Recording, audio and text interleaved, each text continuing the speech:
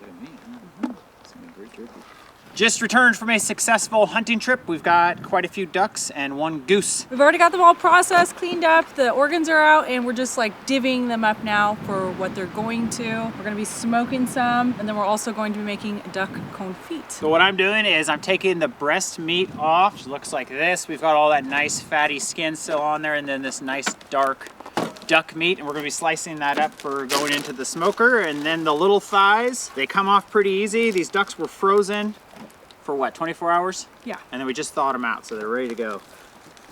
I mean, look at that. That's a pretty nice little duck thigh. There's still a lot of meat on the carcass, actually. Almost like a little, something you get for like a chicken wing. Mm-hmm. There you go. I mean, there's tons of meat on the There carcass. is. You got the neck and everything. Let's save them for now. We'll figure out what we're gonna do with them.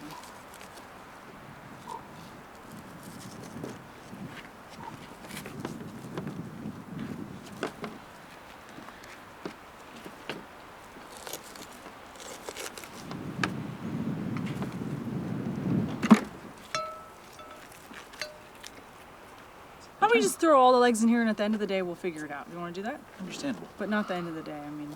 The end of the day. Let me get out. You still have some more birds, huh? We're setting all the carcasses aside for now. We're most likely going to be turning those into some duck soup later down the road. So there's just so much deliciousness left on the carcasses. Fat, skin, The good stuff. meat. Do you want to put them in this bowl, hon? Sure, what nice meat. Look at that. Oh my goodness. Let's transfer this over to you.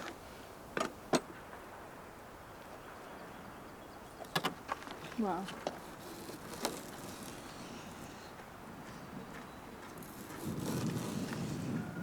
Oh. You good with that, sister?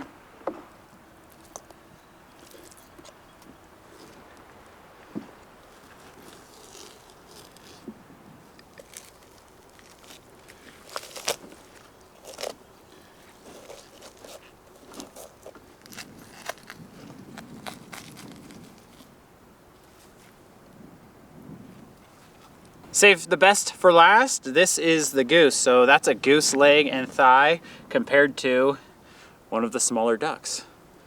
Quite the difference there. Those are the wings. Look at those. Got a lot of meat in here, Those are the wings. What are we gonna make with those? Look at that for a piece of jerky. Isn't that gonna make a good piece?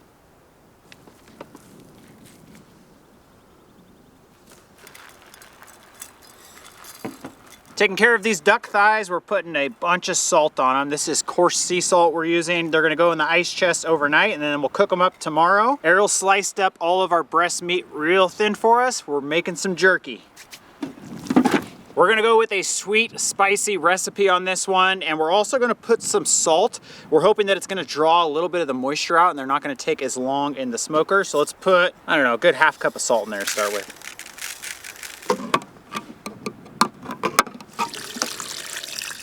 For the sweetness part of this recipe, we're doing pineapple juice. We have about a cup of maple syrup in there, and then we're gonna put a little bit of brown sugar. Oh, there's a whole chili in there too.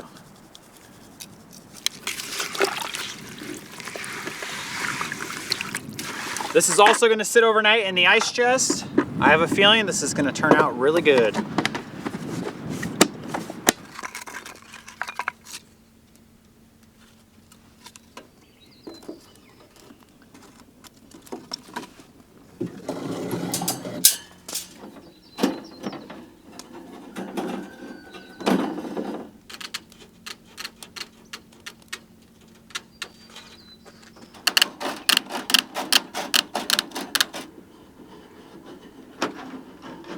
Chilly morning today. It was snowing a couple hours ago, and we're gonna start smoking our meat. And last time we used the smoker, we had to hang our meat from the oven racks because the gap is a little bit too big and the meat just falls through there. This time we're trying something a little bit different. We've got this very fine stainless steel mesh. It almost looks like a window screen, but it's made out of stainless steel. So we're gonna put that down. We'll be able to lay the meat on top of here, and the best part is we'll be able to come along as it's smoking, and we'll put a nice sweet baste on it.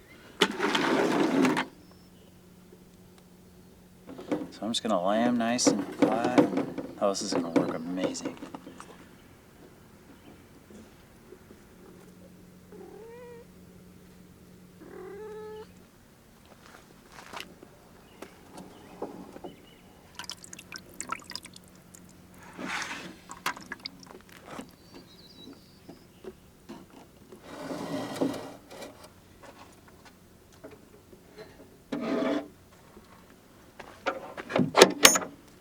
Fire's good to go. We're smoking birch and alder this time around.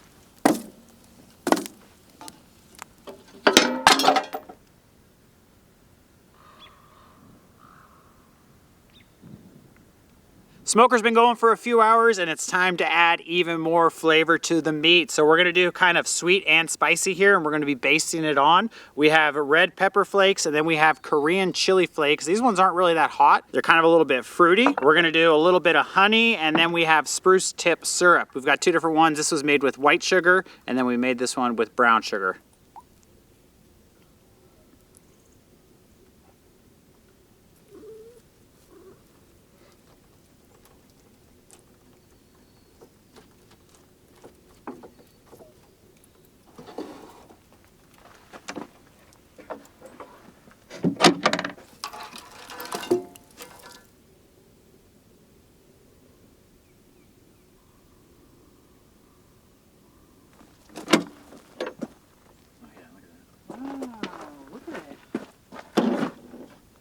Smells super smoky yet? It's obviously probably smoky. Do you think maybe flip it now, or? Yeah. Okay. Look at that thick. Oh my, is that even jerky? That's like a piece of steak. Fortunately. If I put a bunch of wood on there and crack the door, okay, it'll get to like 110 pretty quickly. 120. That is a serious jerky strap. Doesn't it smell? Doesn't smell crazy smoky yet.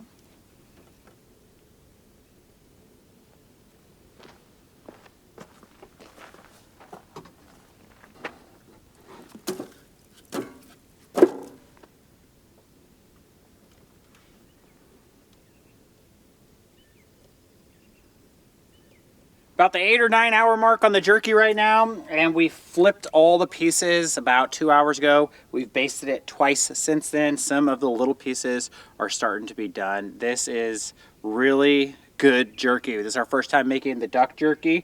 It's super sweet and sticky. Yeah. Oh my gosh. It's good. You can taste the salt. You can taste the pineapple.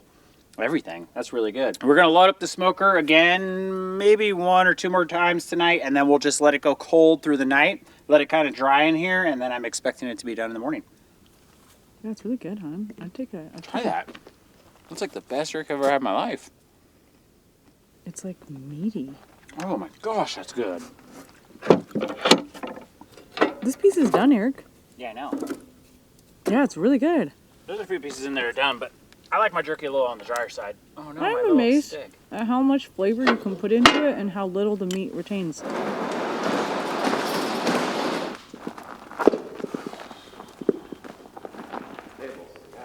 Well, I gotta organize them so they can get planted tomorrow.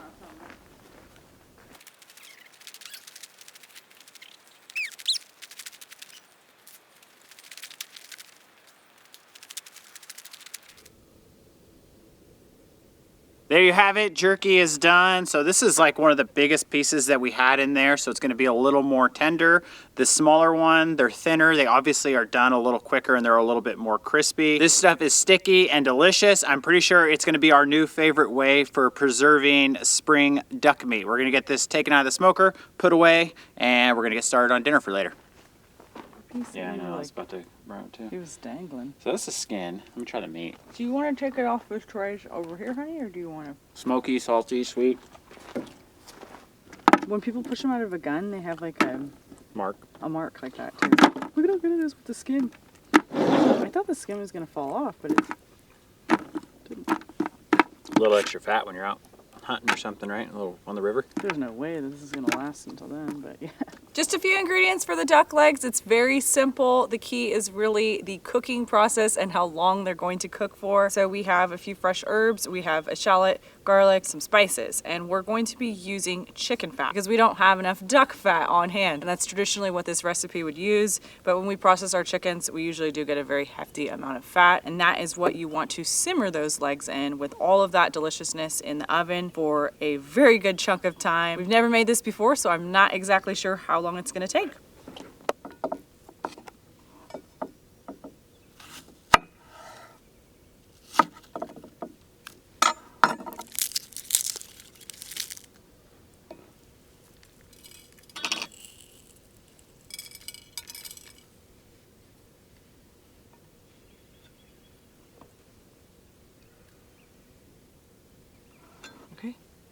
I'll do a donkey head.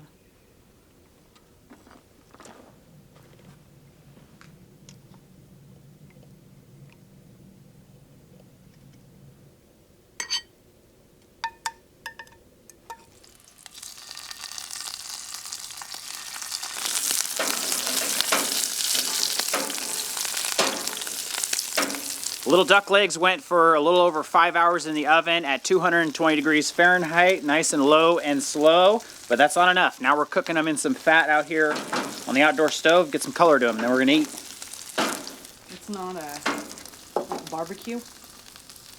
Cheers, mate. We gotta save the chicken pot. I'm surprised they don't die more often, honestly. Man, you think their leg muscles would be ripped from all the scratching they do? You know what I mean? They're just always scratching. I think those are done. Like a little chicken leg. Or chicken wing, you know? We've switched gears to doing some garden work, so we're hungry. That is fall off the bone. Okay, I'm excited for this. Fall off the bone! That is fall off the bone? I'm trying to break the leg. That is so good. Oh, man. You know what's amazing? This is the side with the meat that you just seared. Mm-hmm. And it's like it tastes like it was fried, but that's not even the skin. I'm picking it off the bone. I haven't even gotten to the skin. It is salty, but not too salty. It's definitely the best duck I've ever had. I really like duck. That is good. Last time we ate it, I thought it was amazing too. It's like I want to say you could go a little longer on this if you really wanted. Slow cooked action going on with a lot of flavor coming through. And surprisingly, not much chicken at all flavor coming through. Was yours not as good as mine? No, it's really good. I'm trying to figure out how to snap its leg. You know how this would be good next time? Like sesame. You have sesame chicken? Fried sesame like duck. teriyaki. Mm-hmm. You want a little piece of toast? Why does it taste like KFC? Yeah, sure. We're doing a little bit of gardening today, and we're going to be putting some of these plants outside, like fennel. Not all of them. Some of them are a little bit too small.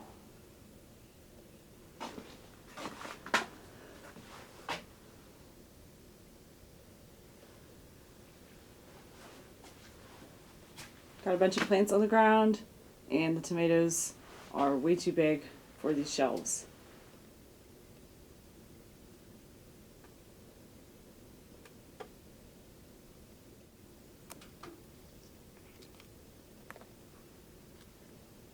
So the pepper plants aren't looking good, and it's a real shame. I thought that this was going to be my pepper year. I was really excited about having our greenhouse and having somewhere to grow these. It's been a while since we could grow peppers, and we do use them a lot, especially for canning. I think I had like 40 something different varieties in here. A lot of love and cares went into these plants. They looked beautiful about a week ago, but they did have a very heavy aphid infestation, and aphids will kill plants slowly, you know, over time. I have a few different sprays that I use, mainly neem oil, like essential oil, soaps, things like that, and it works somewhat.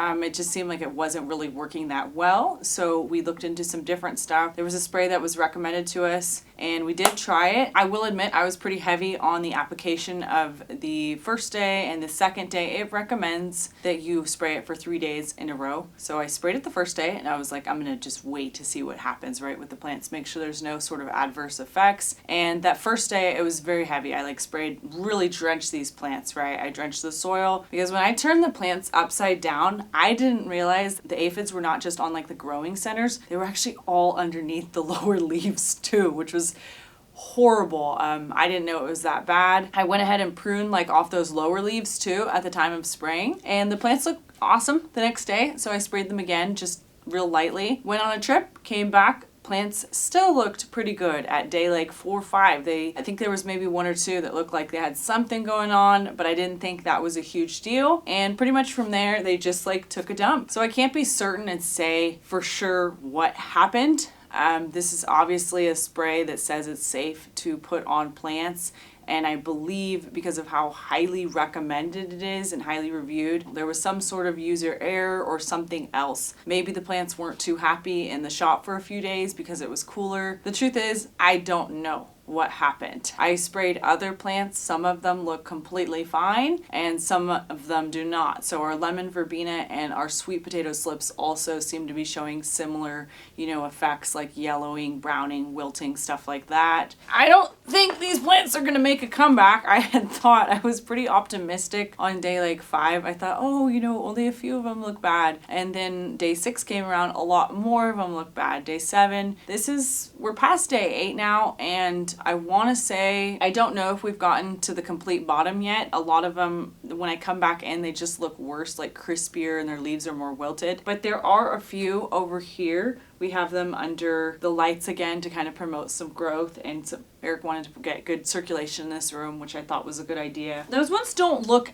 as bad, but I will say this is how some of the plants looked just a few days ago, and I thought, oh yeah, that's gonna pull through totally. And I came back in and they looked absolutely worse. So they lost all of their top growing points, all the flowers. This one seems to be holding on to its leaves, you can tell. Other ones, their leaves are just falling off. This guy doesn't have any leaves at all. And pepper plants can regrow. You can prune them. They have these little nodes and they can send out new little leaves and shoots and all of that. The thing is we have such a short season, and I'm not sure this is gonna work. I've never had anything like this happen in our 8 years of gardening. I've never had anything this catastrophic. I don't know if I want to use that word. That seems a little dramatic. And I think the biggest thing is that I just still feel a little uncertain as to what actually caused this.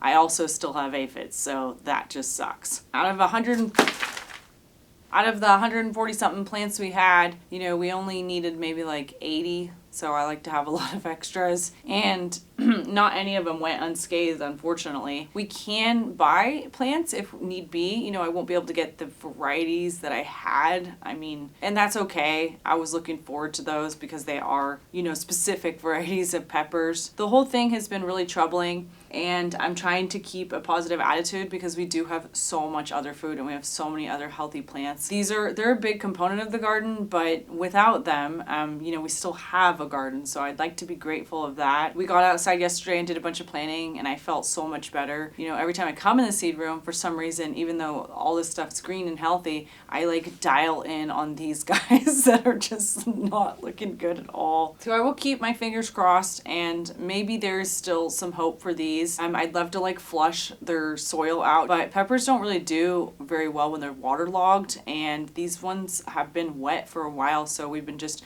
trying to dry them out slowly, and as they get dry, then I can finally give them some fresh water. I'll let you know if they make a comeback, and I'll also let you know if I come to any sort of conclusion on the spray, but I don't want to point fingers necessarily at it. But with that, I am still very open to suggestions on aphid control. We're definitely gonna have to figure something out because there's no way that we are gonna go into, these plants are gonna go into the greenhouse and they still have some aphids on them, so I'm sure the aphids are going to flourish in there. This is a good example of one that I was saying, so it looked pretty good a few days ago, and then I came back in and these leaves are just wilted and they'll fall off with earlier you could blow on them and they'd fall off. Yeah, I'm not sure if this one will pull through. He doesn't look. That's enough of that. We're gonna head out to the garden and do a bunch of gardening today.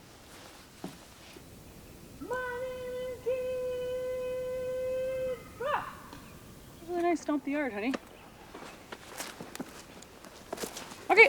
Oh, had to go a mile to get these. So, do you want to? Oh no! Look, honey. Do you want to do this? I don't remember saying we were planting 6 of these. I think we only said 2 of those, though. Maybe I'm wrong. 3? Did we say 3? 3. Okay, cool. We still doing like that, offset, kind of like that. Yeah, but remember your butt is gonna be in the camera. Oh, good lord. My Nana was watching. Are you ready? Fiesta 4. I'm gonna go to a purple here, which is Magic Molly. Look at the tentacles on these. Dang. I get the Anna. I'll go Mirna. I get the Priv. Priv! No! Why don't we play some Kid Rock today? I can't. Copyright and everything. No, we can play it when the camera's off. We'll get the boombox. That'll be a bed.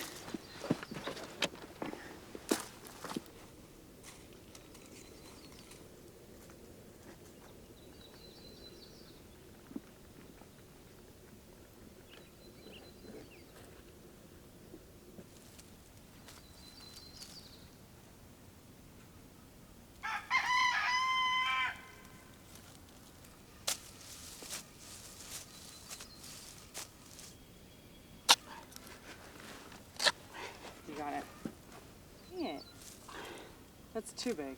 I think these ones are just gonna have to, right? Yeah. We'll just have to figure something out.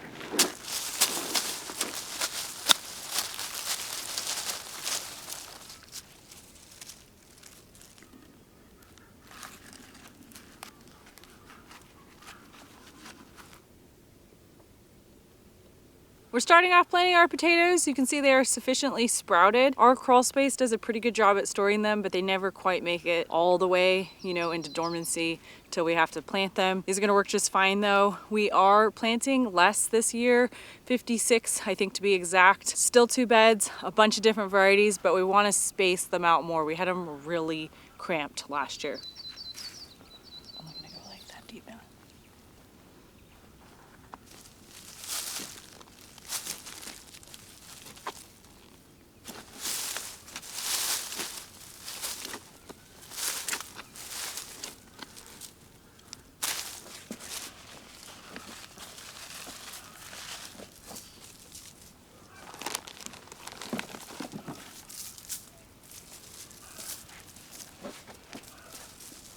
It'll be good for next year, I'm sure. You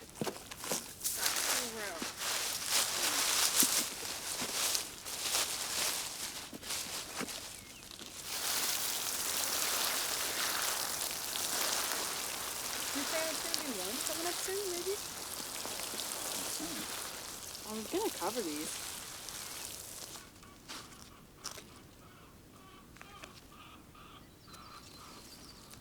So this bed's gonna be celery, celery, kale, Brussels sprouts, and fennel. They all like quite a bit of water and nitrogen, except for the kale that doesn't really need that much of either of those. And I'm putting celery right by the front of the garden so Eric can snack on it when he comes in because it's one of his favorites.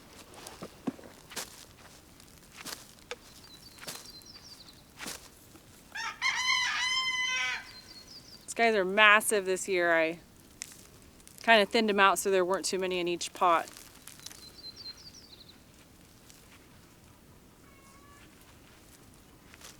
One, two.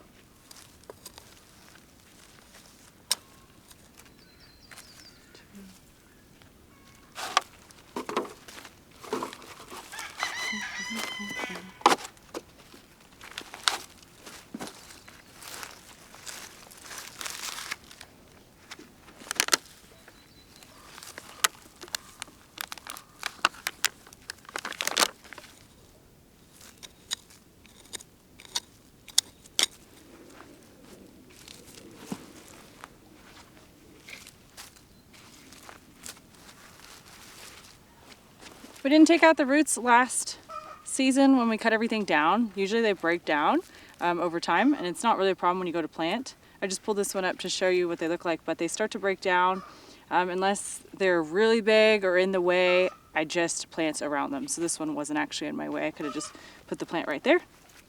And I'm gonna compost this so it'll just break down more before it comes back to the garden.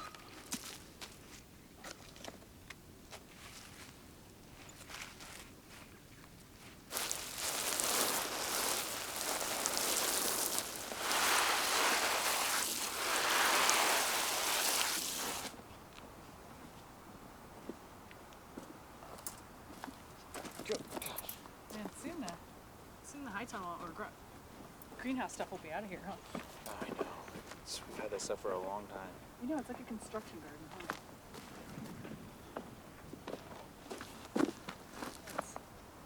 Are you ready? Yep. Now or never.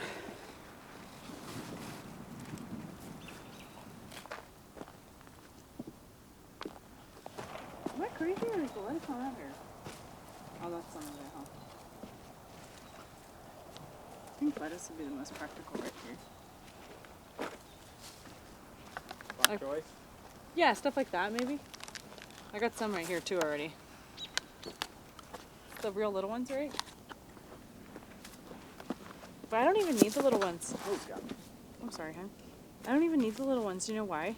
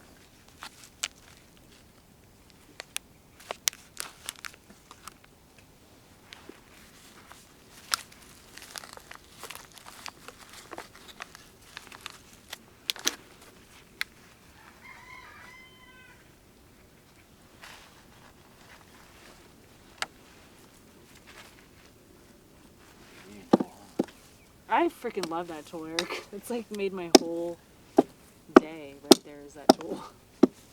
It's a good weeding tool. It's a good troweling tool. It's just awesome. Planting.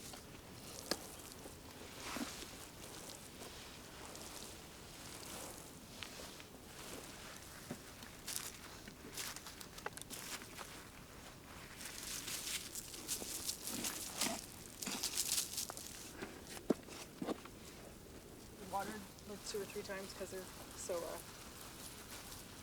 what's the word? Oh, all-purpose. I forgot about all-purpose. But I don't think we need that on anything.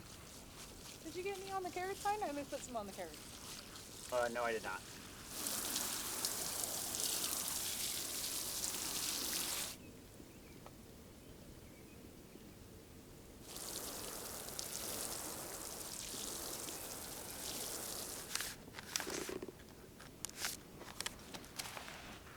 Well, it was a full day affair out here, but we got everything done that we wanted to. This is my little mock-up of the garden beds. Let's show you around. So we prepared our beds pretty well in the fall. We didn't really have to do much to them this spring. This particular bed though did get an extra dosage of some nutrients, a bunch of waterfowl carcasses from the recent hunting trip, and it's gonna be all cabbage. But right now we just have the giant OS cross cabbage. They're the biggest, you have to start them the earliest, and then the rest will be cabbages that I'll bring out later. Got a whole bunch of mustards, like Asian greens over here, and lettuces at the end. We are going to put some of that fleece blanket on top tonight, and then also we can put shade cloth too, which is pretty cool. So we've had kind of a cooler spring, but if it does warm up, we can put that on and hopefully prolong the duration that we can pull from these plants. Over here is our onions, shallots, and leeks. I did this yesterday and they're all covered up now. They look awesome. They were super easy for me to plant this year. I don't know what it was, but I was just kind of like kneeling in the ground soft, and with this tool is so awesome. I was just trenching things. It just went really well for me. Usually after planting onions, because it takes a few hours, I'll be like, my back will be aching, but it wasn't the case this time. We showed this bed earlier with a lot of greens in it. It's now covered up. We have something exciting over here. So these are our garlic beds, and I'm still a little concerned how they're going to do, but we have some signs of life, which is good. So that's 7 little sprouts popping up. It is not a coincidence that is on the southern side of the bed, so where they are the warmest. This is also the case with this other garlic bed over here. And we heavily mulch these. I did pull off the straw and the leaves probably like a week and a half ago. And then just recently I kind of went along and like loosely scratched up the surface because I was concerned that maybe the garlic does rot if it doesn't start to grow quick enough in the spring months. We put this plastic on today to kind of encourage it and keep it warm, and it seems to be helping things along. So far so good on the garlic, and hopefully it continues. The potatoes are also covered up with some frost blanket, and this is also known as 𝐒𝐢𝐻𝐸 freeze blanket. There's like several different names for it. There are different kinds. The kind that we have is very good for basically what I just said, frost protection. So they're a little bit heavier. They come in different weights, and that's how basically how many degrees of protection they will provide. So if you have a hard frost coming that night and it's 28 degrees and the plants in here, depending upon the blanket you have, it will provide them several degrees warmer temperature in there. So ours are like 8 degrees, so we can sustain pretty cold temperatures, but the plants inside will be fine. We used this a lot on our celery last year. The one thing to note is that they do decrease light transmission, so not a huge issue for us here in Alaska. We already have like way too much light right now, 16 hours or something, probably more than that honestly. But as the season goes on, I will remove them once it's warm enough out. Sometimes what folks do is you just put them on when you want the plants to be warmer, and then you'll remove them during the day and just put them back on at night. We've got all our fertilizers out with some totes in case of rain. Figured it'd be best to just have everything out here. Eric got us like super organized for our planting. He also built these beautiful beds right here. They're gonna be for beets and carrots primarily. This is all carrots right now. I'm gonna wait on the beets. He does a really good job at sowing stuff in these like organized rows. The radish bed over there turned out fantastic because he also did that one. The cold frames, they turned out pretty cool. I didn't know for sure if it was gonna work, and it did work. This I just planted in, so this is not something that germinated outside, but these all germinated outside, and we closed them at night. We open them during the day if it's nice. The radishes are over here, and there's just some random spinaches and greens and stuff like that in this bed. Things are looking really good out here. There's going to be more planting coming up. We do have to get that greenhouse finished, and I think the last thing we're doing tonight is bringing out some of that fabric and cutting it, because I ordered these long sheets and we've got to get it cut to the row size.